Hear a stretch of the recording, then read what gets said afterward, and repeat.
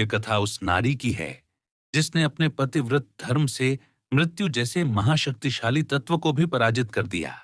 ये कथा उस देवी की है जिसके चरणों की धूल से धर्म के सिंहासन की रक्षा होती है। ये कथा केवल किसी स्त्री की नहीं, ये सत्य, श्रद्धा, सेवा, संकल्प और नाम की शक्ति की अमर गाथा है।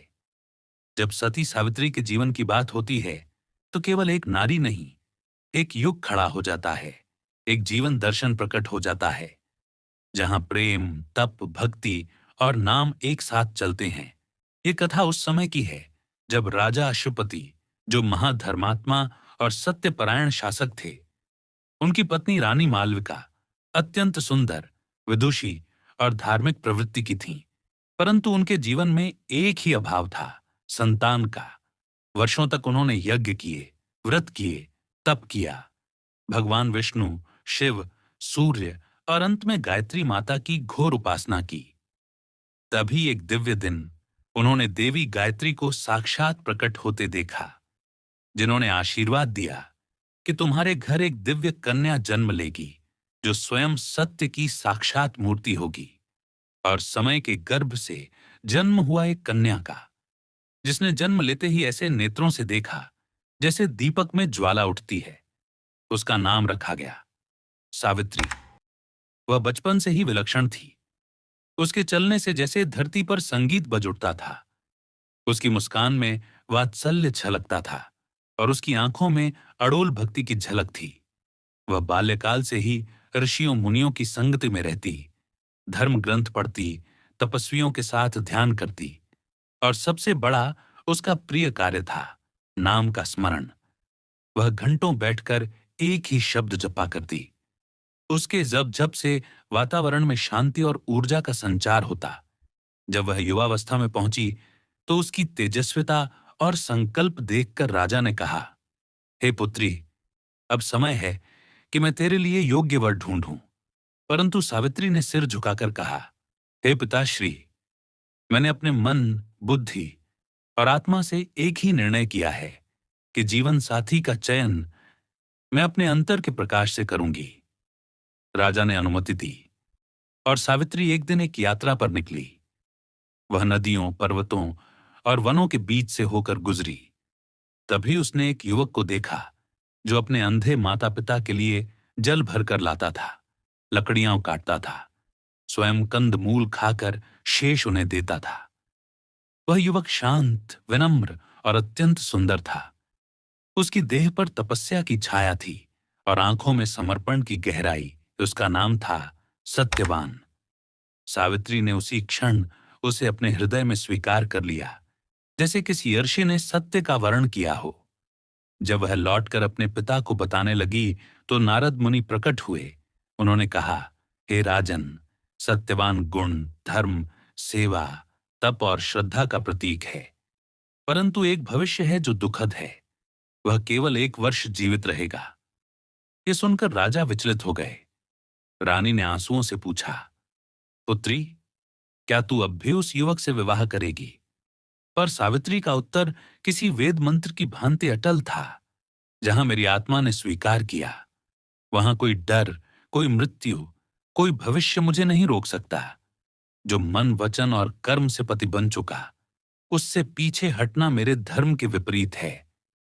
राजा ने विवश होकर विवाह संपन्न कराया। सावित्री वन में अपने सास ससुर के साथ रहने लगी। वह सेवा में रत रहती, व्रत करती, ध्यान करती और प्रतिदिन प्रातः से रात्रि तक नाम का जप करती। उसके स्वर में इतनी मधुरता थी कि पक्षी तक रुककर सुनते थे, वन के वृक्ष तक झुक जाते थे और हवा तक उसकी भक्ति से शांत हो जाती थी।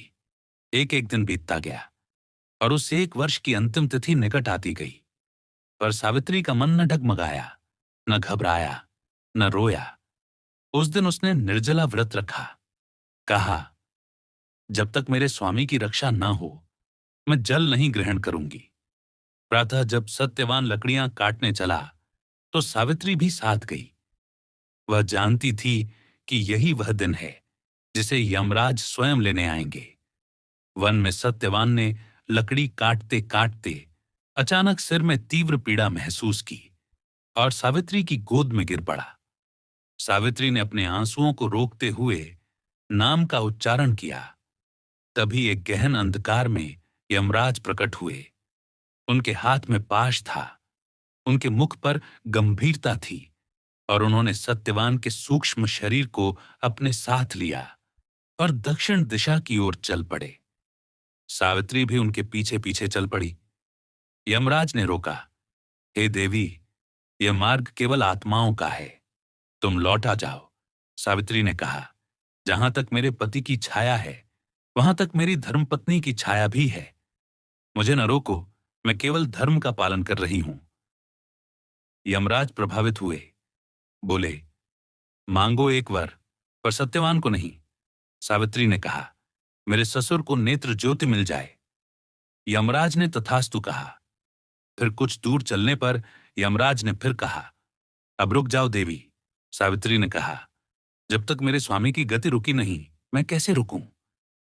यमराज ने फिर वर दिया, तुम्हारे ससुर को उनका राज्य पुनः प्राप्त हो। सावित्री ने धन्यवाद दिया और फिर उनके साथ चलती रही।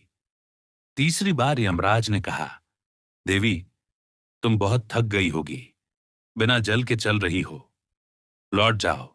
सावित्री ने हाथ जोड़कर कहा, मेरी भक्ति ही मेरा जल है, मेरा नाम ही मेरा प्राण है।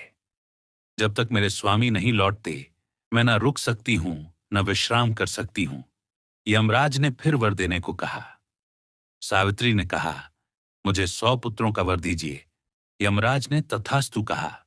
अब चौथी बार जब उन्होंने कहा, अब तो लौटो देवी, सावित्री ने मुस्कुराकर कहा, आपने 100 पुत्रों का वर तो दिया, परंतु बिना पति के यह वर कैसे पूर्ण होगा? यमराज स्तब्ध रह गए। उनकी दृष्टि सावित्री के तेजस्वी मुख पर टिक गई। उन्होंने अपने हाथ की पाश से सत्यवान की आत्मा को मुक्त किया और कहा, देवी, तुम्हारी भक्ति, श्रद्धा, पतिव्रत धर्म और नाम की अटूट साधना ने मुझे पराजित कर दिया है। आज मैं तुम्हारे पति को जीवन दान देता हूं, क्योंकि तुम्हारी भक्ति केवल शब्दों में नहीं, तुम्हारे संकल्प, तप, सेवा और नाम की धारा में बह रही थी। तुम्हारे भीतर वह शक्ति है जो मेरे जैसे मृत्यु के अधिपति को भी दया और करुणा से भर देती है। सावित्री ने हाथ जोड़कर विनम्रता से कहा, हे धर्मराज, ये सब मेरी शक्ति नहीं, मेरे नाम का प्रभाव है। जिस नाम में सृष्टि की उत्पत्ति है, वही नाम मृत्यु को भी मोम सा पिघला देता है। मैं तो केवल उस नाम की साधका हूं जो मेरे स्वामी के चरणों से बंधा है। यमराज ने अपना हाथ आशीर्वाद की मुद्रा में उठाया और कहा, देवी, तुम्हारे पतिव्रत धर्म की चर्चा त्रिलोक में होगी। तुम उन महान नारियों में गिनी जाओगी जिनका स्मरण करके भी संकट टलते हैं। और तब यमराज अंतर ध्यान हो गए। सावित्री ने सत्यवान को उठाया, उनके माथे को चूमा और आंखों से आंसू बह निकले। पर वे आंसू पीड़ा के नहीं, विजय के थे। वह केवल एक नारी नहीं थी, वह एक युग की जागृति थी। वह स्त्री शक्ति का अमर दीप बन चुकी थी। जब वह सत्यवान के साथ लौटकर अपने आश्रम पहुंची तो उसके सास ससुर जैसे चमत्कार देखकर अभिभूत हो गए। उनकी नेत्र ज्योति लौट चुकी थी। मन में जो अंधकार था वह भी बुझ गया था। और तभी महल से दूत आए कि निष्कासन के वर्षों बाद अब उन्हें फिर से राज्य सौंपा जा रहा है। और उस दिन केवल राजमहल ही नहीं, पूरा वन, नदियां, पर्वत और आकाश तक सावित्री के नाम जब से गूंज उठा। सारे ब्रह्मांड ने जैसे उसकी साधना को सम्मान दिया। उस दिन पहली बार मृत्यु की हार और पतिव्रता नारी की विजय का गान हुआ। ये कोई सामान्य घटना नहीं थी, ये एक युग की चेतना थी।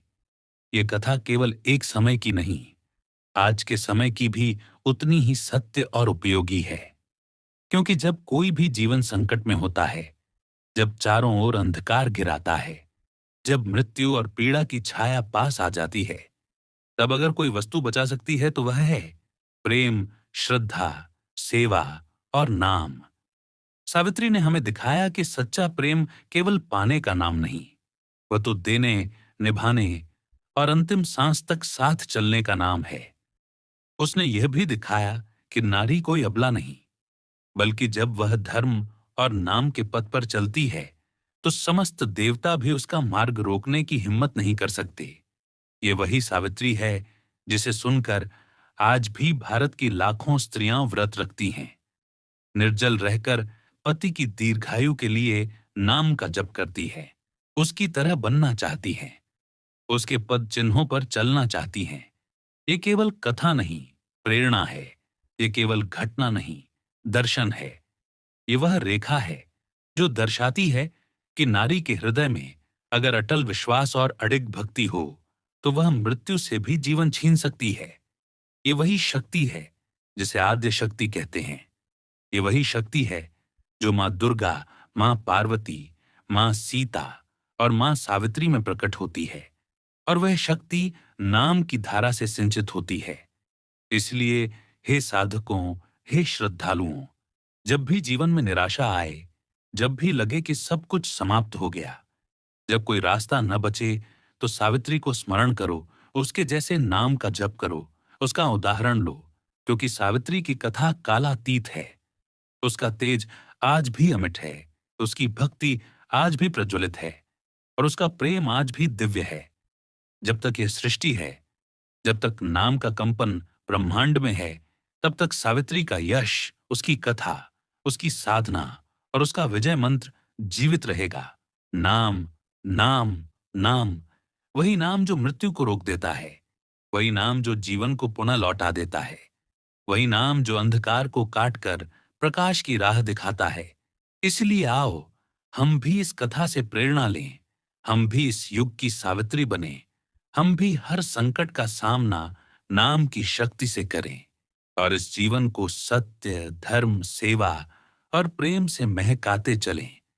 यही सती सावित्री की अमर गाथा का सच्चा संदेश है।